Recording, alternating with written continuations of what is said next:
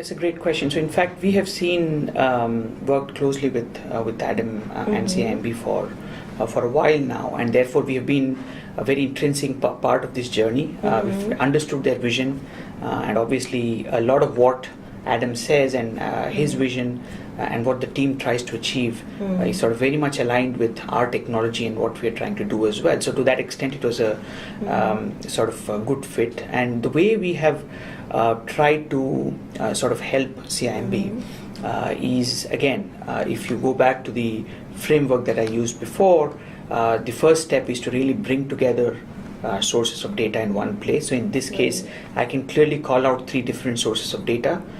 So number one is the sort of first party data, as it's called, getting generated from both from CIMB's website as well as offline data sets that they have. Third party audience data, of course. And then interestingly, which you could probably club with first party data, is the marketing channel response that we were getting from the different marketing channels, right? So we could bring all of that together and make it available for analytics and actioning. And one of the really interesting use cases that worked fabulously well in the case of CIMB is this notion of algorithmic orchestration, as we call it, which is, we actually power multiple channels for CIMB right now. We power, for example, the homepage and some of the internal pages on their website.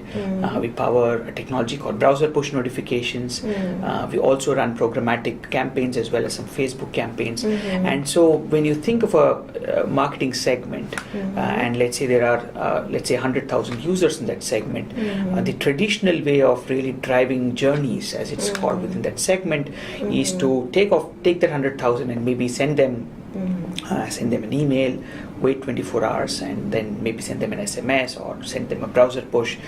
So that's sort of how journeys are crafted. Whereas with algorithmic orchestration, each one of those 100,000 users are, because they're hooked into these channels that we are powering, we are able to identify what channel is a particular user more likely to respond in, what is the second best channel, what times. And I think the algorithm, which essentially uses a recurrent neural network as it's called, RNN, was able to understand these propensities at a single user level.